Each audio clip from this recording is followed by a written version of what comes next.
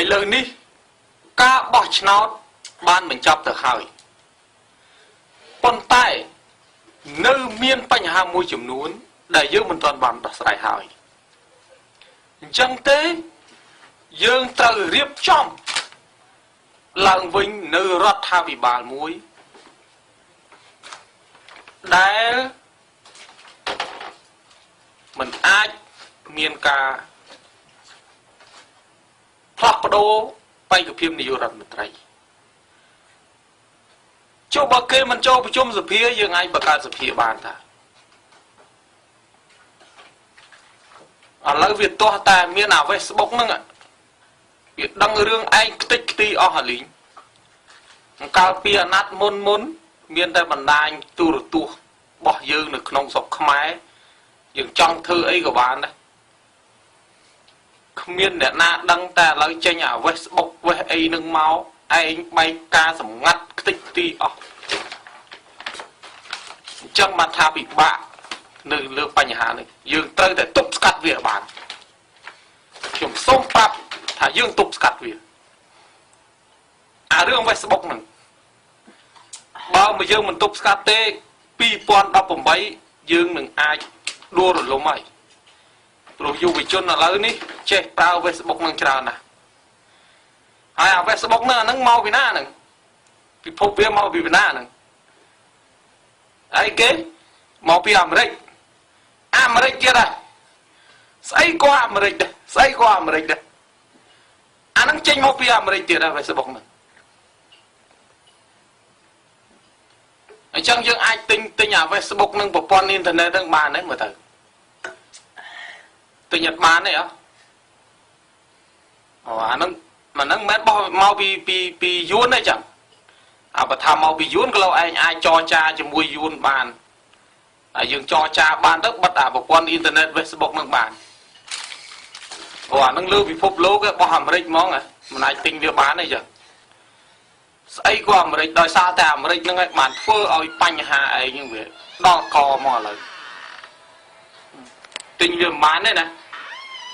ឯងចង់ទិញអាប្រព័ន្ធ Facebook ពីអាមេរិកហ្នឹងដើម្បីបិទ Facebook លើពិភពលោកចោល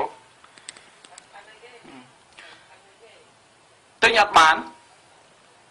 បើទិញមិនបានទេឥឡូវយើងគិតមិនយើងគិតបិទនៅក្នុងស្រុកខ្មែរហ្មងឥ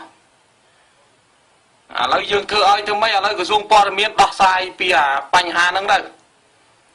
បើបិទ Facebook ពិភពលោកមិនបានទេយើងបិទនៅក្នុងប្រទេសកម្ពុជាយើងបាទអញ្ចឹងទេសូមផ្ដាំទៅមន្ត្រីក្រមអាវ៉ាទាំងអស់ធ្វើម៉េចទប់ស្កាត់ទៅលើបញ្ហាយុវជនដែលចេះលេង Facebook ហ្នឹងហើយចុះឥឡូវមានលើអាទូរស័ព្ទស្អីមានអា iPhone ស្អីគេនោះអា iPhone អី iPhone 6 អី 4S មិនចុះអាហ្នឹងមកពីណាដែរអាហ្នឹង iPhone ហ្នឹងអីគេអាហ្នឹងមកពីអាមេរិកទៀតចាគេ call មើលរូបគ្នាឃើញរាល់ថ្ងៃអាមានស្អីគេហៅ Sky មានស្អីគេមិនចុះអាហ្នឹងមកអីបច្ចេកទេសមកពីអាមេរិកដែរ iPhone ហ្នឹងហើយចុះអីអា Galaxy អី S1 S2 S3 អាហ្នឹងបោះអាណាគេហ្នឹងមកពីប្រទេសណាអីគេអាហ្នឹងមកពីកូរ៉េត្បូងឥឡូវយើងអាចបិទបានហើយកុំឲ្យនាំចូលអាទូរស័ព្ទប្រភេទប្រើអ៊ីនធឺណិតមើលមុខគ្នាហ្នឹងដើម្បីស្រួលងាយស្រួលក្នុងការយើងរឹតបន្តឹងអំណាចនៅក្នុងស្រុកខ្មែរយើងឲ្យមូលនៅក្នុងកណ្ដាប់ដៃយើងដូចកន្ទិនហ្មងបើយើងបំបិទអាទូរស័ព្ទប្រើអ៊ីនធឺណិតហ្នឹងហើយកុំឲ្យឃើញមុខគ្នាបានអាហ្នឹងយើងពិតជារក្សានៅអំណាចរបស់យើងបានណាពិសេសគឺ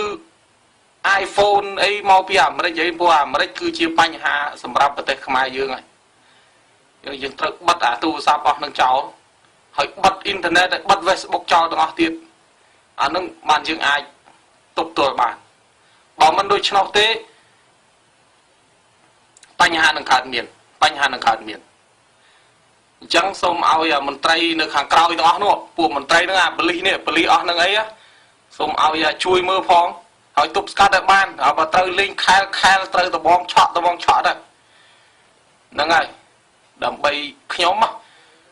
ដើម្បីការពារអំណាចខ្ញុំព្រោះមានតែខ្ញុំទេ សូមអរគុណ